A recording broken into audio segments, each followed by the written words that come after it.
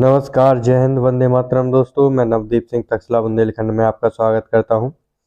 जैसा कि आप सभी को पता है कि हमारी जो हिंदी की क्लासेस हैं वो सुचारू रूप से डेली चल रही हैं इसी समय पर, और हमने अभी तक काफ़ी जो अपने टॉपिक हैं वो कंप्लीट कर चुके हैं, और जो काफ़ी मोस्ट इम्पोर्टेंट है। और आपके जो हिंदी के सारे टॉपिक हैं वो सभी मोस्ट इम्पोर्टेंट हैं, क्योंकि उन सभी से आपके क्वेश्चन आने हैं। क्योंकि आपके 37 नंबर की हिंदी आएगी, इसलिए आपके जो जितने भी छोटे से छोटे बड़ा से बड़ा टॉपिक है उन सभी से आपके क्वेश्चन बनेंगे। तो सारे टॉपिक इम्पोर्टेंट है और सभी को अच्छे से देख लें, इसीलिए मैंने बिल्कुल पूरी डिटेल में सारे वीडियो बनाए हैं। और अभी आज कल के वीडियो में हमने क्रिया टॉपिक है जो वो कंप्लीट किया था। आज हम समास के बारे में डिटेल में पढ़ेंगे और समझेंगे कि समास किसे कहते हैं, कितने प्रकार के होते हैं, उसकी पूरी जानकारी, जिससे आपका एक भी क्वेश्चन इससे बाहर नहीं जाएगा।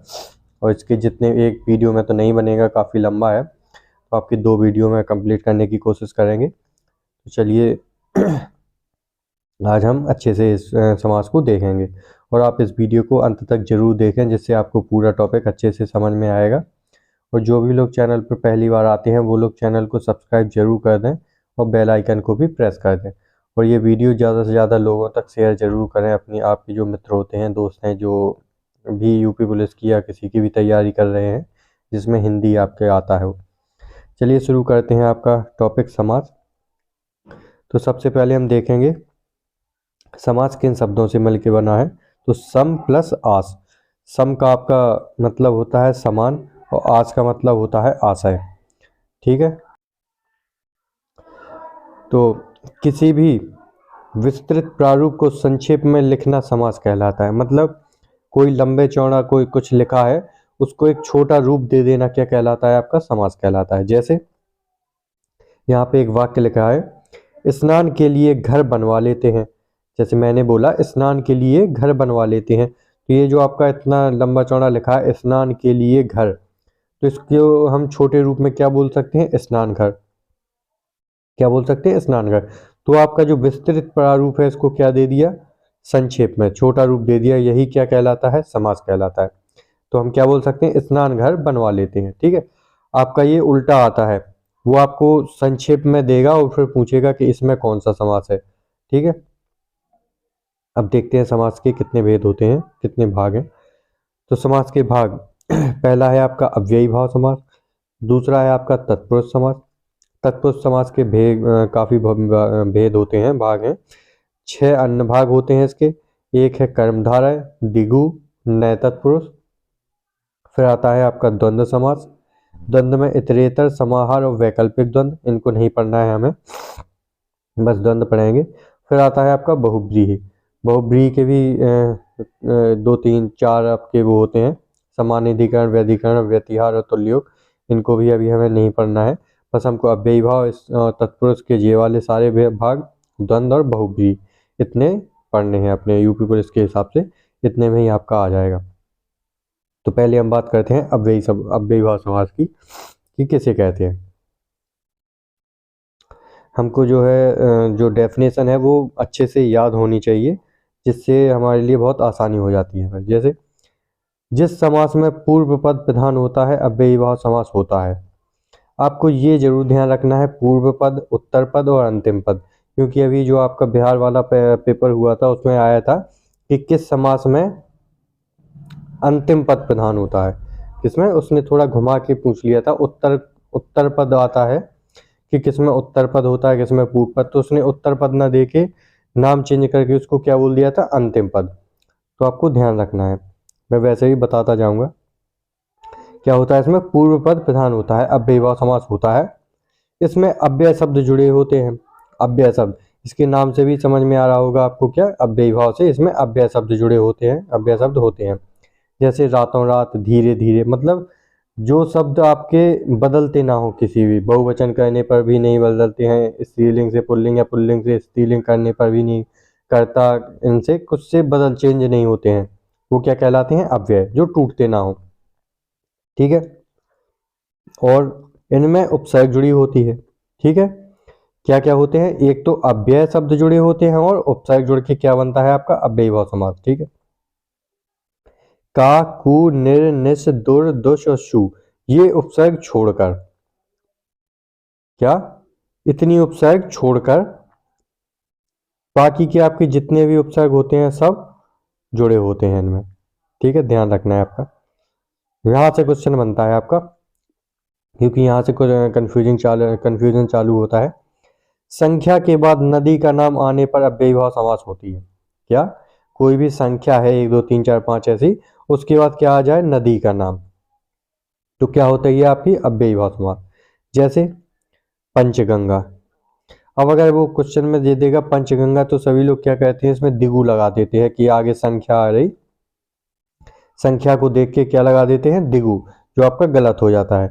इसमें कौन सा होता है आपका अव्ययीभाव समास, कि संख्या आए पंच और फिर पीछे क्या है, नदी का नाम गंगा, तो क्या हो जाता है आपका अव्ययीभाव। जैसे चतुर्थ, चतुर यमुना, क्या हो जाएगा अव्ययीभाव। त्रि नर्मदा, क्या होगा आपका अव्ययीभाव। चतुर गंगा, क्या होगा अव्ययीभाव समास। ठीक है, फिर है उन उपसर्ग आने पर अव्ययीभाव समास होता है। आपके क्या है ये नंबर 29, जैसे क्या है 29, ये देखकर भी क्या लगा देते हैं, दिगु लगा देते हैं संख्या को देखकर, जबकि क्या है इसमें उन प्लस 30, ये उन उपसर्ग से मिलके बना है, क्या है उन उपसर्ग जुड़ा है इसमें, तो क्या होगा आपका अव्ययीभाव समास। जैसे 29 59 19 79 69 49, जैसे ये आपके ये उन वाले हैं, ये सभी क्या होते हैं आपके अव्ययीभाव। ठीक है, अव्ययीभाव समास में आते हैं। ये आपको अच्छे से ध्यान रखना है कौन कौन, ये उन उपसर्ग वाला, ये आपका संख्या के बाद जो नदी का नाम आता है उसमें भी। ठीक है, और एक चीज और आपको ध्यान रखना है, वो ऐसे देता है, आपको यहाँ पे शॉर्ट में बता दें, जैसे वो दे देगा रातों रात, तो कई लोग क्या बताते हैं कि बीच में अगर ये हाइफन लगा है तो उसमें क्या बता देते हैं वो कि द्वंद्व समास होगा, जबकि ये गलत है। आपको अकेला ये हाइफन नहीं देखना है, इसमें क्या होगा आपका अव्ययीभाव। क्यों, ये वैसे तो आपका अव्यय शब्द है रातों रात, लेकिन आपको एक चीज और ध्यान रखना है, जब दोनों तरफ क्या हो सेम शब्द हो, रात इस साइड है और रात इस साइड है, तो क्या होगा आपका अव्ययीभाव समास, चाहे ये लगा हो चाहे ना लगा हो। जैसे दिनों दिन, दिनों दिन, बातों बात। ठीक है, ये क्या होगा आपका अव्ययीभाव समास, जबकि हाइफन देख के आपको इसमें द्वंद्व समास नहीं लगाना है। ठीक है, द्वंद्व समास में क्या होता है, उसमें विपरीत चीजें आती हैं, जैसे दिन और रात, माता और पिता, आपके ऐसे शब्द आते हैं तो क्या होता है आपका द्वंद्व। ठीक है, आगे देखते हैं। आपका है तत्पुरुष समास। इसका एक और नाम है आपका क्या, परसर्गी समास। ये परसर्ग आपको किसको, कारक को कहते हैं, क्योंकि इसमें ये आपके जो कारक होते हैं, इसलिए इसका एक और नाम हो गया है क्या, परसर्गी समास। ये आपको नाम ध्यान रखना है, परसर्ग। परसर्ग किसको, कारक को भी कहते हैं। देखते हैं, जिस समास में उत्तर पद प्रधान होता है वहां तत्पुरुष समास होता है। देखो यहाँ पे दे दिया उसने उत्तर पद, अब वो आपको उत्तर पद ना दे के क्या दे सकता है, अंतिम पद। अव्ययीभाव समास में क्या था आपका, पूर्व पद, पूर्व पद की जगह वो क्या कह सकता है, प्रथम पद। ठीक है, जहां प्रथम पद प्रधान होता है अव्ययीभाव, अंतिम पद प्रधान होता है या उत्तर पद प्रधान होता है, क्या होगा आपका तत्पुरुष समास। ठीक है, और अन्य पद जब वो दे दे क्या शब्द, अन्य, अन्य पद प्रधान होता है तब होता है आपका क्या, बहुव्रीहि। ठीक है, इसमें आप देखते हैं अपने कारक, जो आपका तत्पुरुष समास होता है उसमें ये कारक चिन्ह होते हैं, कारक मिलके आते हैं। जैसे अपन इसलिए पहले कारक पढ़ चुके हैं, तो इसलिए पहले कारक वाला वीडियो आप देख लेंगे तो उससे ये आसानी हो जाएगी। इसमें क्या है, कर्ता कारक और संबोधन कारक, इन दोनों को हटा दिया जाता है, बल्कि 6 होते हैं बस ये। ठीक है, वो कारक अगर पूछे कि कारक कितने होते हैं, तो कारक होते हैं आपके 8। ठीक है, कर्म को करण से के द्वारा संप्रदान के लिए अपादान से अलग संबंध काकी के अधिकरण में पर ऊपर। ठीक है, ये आपको पहले से ही याद होंगे। अब इनसे क्वेश्चन कैसे बनते हैं, वो दे देगा स्वर्ग प्राप्त, राजा स्वर्ग प्राप्त हो गया, और दे देगा स्वर्ग प्राप्त के नीचे डैश लगा के कि स्वर्ग प्राप्त में कौन सा समास है। तो आपको शुरुआत में बताया था कि समास क्या होता है, पूरे वाक्य का संक्षेपण होता है समास। तो उसने पहले से संक्षेपण करके दिया है, छोटा करके। अब आपको इसको खोलना पड़ेगा, तब आपको पता चलेगा कि इसमें कौन सा समास है। ऐसे तो आप बता दोगे कि सर्वनाम में तत्पुरुष है, लेकिन अगर वो पूछ लेगा कि कौन सा तत्पुरुष, कर्म तत्पुरुष, कर्ण तत्पुरुष, संप्रदान तत्पुरुष, अपादान तत्पुरुष, तब आप कंफ्यूज हो जाएंगे। तो अब कैसे पता चलेगा? स्वर्ग प्राप्त हम किसको, थोड़ा दिमाग लगाना पड़ेगा कि स्वर्ग प्राप्त किसको बोलते हैं। स्वर्ग को प्राप्त, जो स्वर्ग को प्राप्त हो गया हो वही तो कहते हैं स्वर्ग प्राप्त। तो क्या आ गया आपका चिन्ह? को कारक चिन्ह किस में होता है? कर्म में। ठीक है, दूसरा देखते हैं, जेब कतरा। जेब कतरा किसको कहते हैं? जेब को काटने वाला। तो जेब को काटने वाला क्या आ गया? को। तो क्या होगा आपका? कर्म तत्पुरुष। ठीक है, गगनचुंबी। गगनचुंबी किसको कहते हैं? गगनचुंबी इमारत है, मतलब गगन को चूमने वाली, गगन को चूमने वाली या आसमान को चूमने वाली। तो क्या आ गया आपका? को। क्या होगा? कर्म तत्पुरुष। ठीक है, जैसे अगला देखते हैं, करण तत्पुरुष में क्या आता है? से या के द्वारा। जैसे सूर्य रचित, इनको हमने कारक में भी डिस्कस किया था, फिर से देख लेते हैं, इससे दोनों हो जाएंगे आपके सही, कारक भी अच्छे हो जाएंगे और समास भी आपका तत्पुरुष। सूर्य रचित, अब ये सूर्य रचित किसको कहते हैं? सूर्य के द्वारा, सूर्य के द्वारा रचित, यही तो कहते हैं। सूर्य रचित किसको कहते हैं? सूर्य के द्वारा रचित। तो क्या आ गया आपका? के द्वारा। क्या आ गया आपका? के द्वारा। तो क्या? कर्ण तत्पुरुष। ठीक है, ऐसा ही ये तुलसी कृत, तुलसी के द्वारा कृत, के द्वारा आ जाएगा तो कर्ण तत्पुरुष आपका। ठीक है, आगे देखते हैं अपना संप्रदान। संप्रदान में क्या होता है? संप्रदान के लिए। ठीक है, संप्रदान के लिए, किसी के लिए होगी कोई चीज। जैसे देखते हैं, गौशाला किसको कहते हैं? गौशाला जहां पे गाय बांधी जाती है। तो क्या होगी? गाय के लिए शाला, मतलब रहने का घर। तो गाय के लिए होगा, गाय की शाला नहीं। कई लोग यहाँ पे कंफ्यूज हो जाते हैं, बोल देते हैं गाय की शाला। गाय की शाला नहीं है वो, गाय को हमने वो नहीं दिया है, क्या उसके नाम नहीं कर दिए ये शाला कि गाय की शाला, उसकी अधिकार नहीं है गाय का इस पे, बल्कि क्या है, गाय के लिए बनवा रखी है हमने। तो क्या है? गाय के लिए शाला। तो क्या होगा आपका? संप्रदान। ठीक है, जैसे नहीं तो वो उसमें क्या हो जाता? संबंध हो जाता, अगर की आता तो। संबंध नहीं, वहां पे क्या होगा? किसी गाय के लिए बनवाई है शाला, तो संप्रदान। प्रयोगशाला, तो क्या होगा? जहां पर प्रयोग होता है वही तो कहलाती है प्रयोगशाला। तो प्रयोग के लिए शाला, उसको क्या कहते हैं? प्रयोगशाला। तो क्या आ गया? के लिए। क्या होगा आपका? संप्रदान। ठीक है, और देखिए इसमें हथकड़ी। हथकड़ी क्या होती है?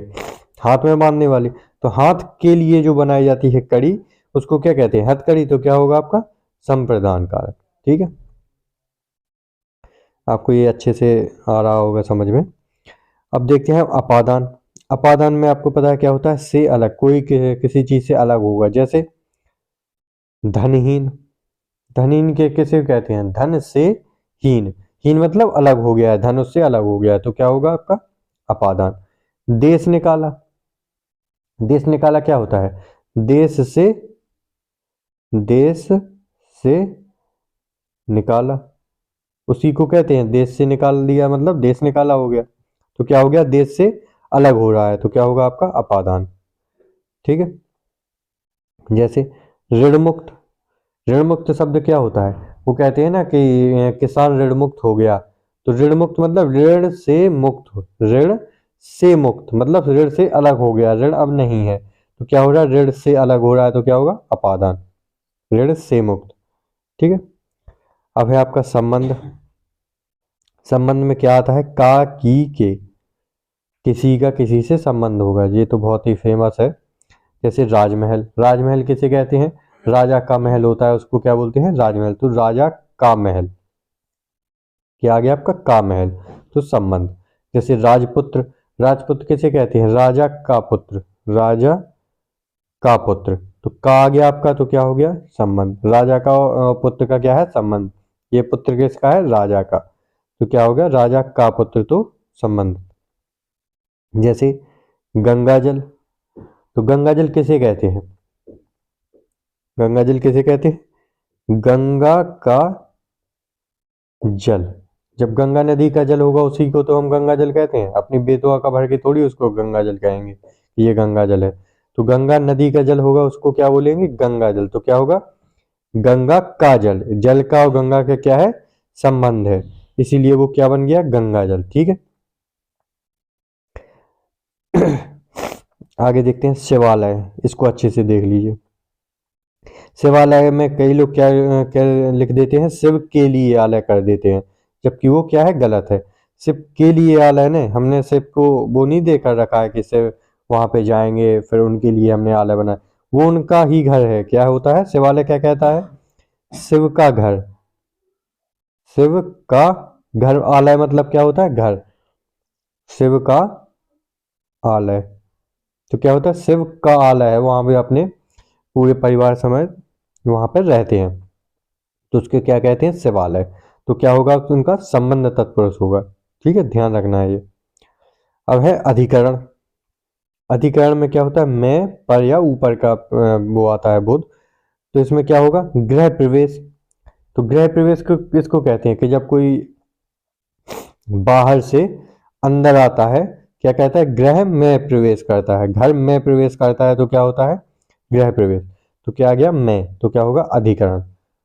जैसे आप बीती, आप बीती क्या है, एक नाटक आता था पहले रात के 10 बजे भूतों वाला। उसमें क्या होता था कि एक इंसान क्या बताता था कि पास्ट में उसके साथ जो घटनाएं हो चुकी हैं वो उसको बताता था कि ये ऐसा ऐसा हुआ है। उसका नाम क्या था, आप बीती। क्या था, आप बीती। उसमें वो क्या बताता था, जो उस पर बीत चुकी थी, जो उस पर घट चुकी थी घटनाएं, तो क्या बताता, आप पर बीती। क्या हो गया, पर बीती, तो क्या होगा आपका, अधिकरण। ठीक है। जैसे घुड़सवार, तो घुड़सवार क्या होता है, घोड़े पर सवार। क्या होता है, घोड़े पर सवार, तो क्या होगा आपका, अधिकरण। जैसे देश भ्रमण, तो क्या कहते हैं, देश भ्रमण के लिए गए हैं, तो देश में भ्रमण, देश है ये, इसमें भ्रमण करने के लिए गए हैं, तो देश भ्रमण, तो क्या होगा आपका, अधिकरण। ठीक है। तो आपका ये दो जो आपके समास थे, अव्ययीभाव समास और तत्पुरुष समास, ये इसमें समाप्त हो गए हैं। अब इसके बाद हम कर्मधारय को पढ़ेंगे, फिर दिगु, द्वंद्व, बहुब्रीहि। ये काफ़ी लंबा जब होगा वीडियो, तो इस वीडियो में इन दोनों को ही देखते हैं। कल जब अगला वीडियो बनेंगे तो उस आगे के बारे में बात करेंगे डिटेल में। तो अगर कहीं पे भी दिक्कत आती है तो आप कमेंट बॉक्स में ज़रूर लिख दें कि आपकी क्या समस्या है, क्या क्या आपको समझ में नहीं आ रहा है, या कुछ अच्छा लगता है तो वो भी कमेंट में ज़रूर लिख दें। और इस वीडियो को एक दो बार देख लें तो आपके बिल्कुल जो कॉन्सेप्ट है वो क्लियर हो जाएगा। ठीक है, उस वीडियो को ज़्यादा से ज़्यादा शेयर भी कर दें अपने दोस्तों तक। तो मिलते हैं अगली वीडियो में। जय हिंद दोस्तों।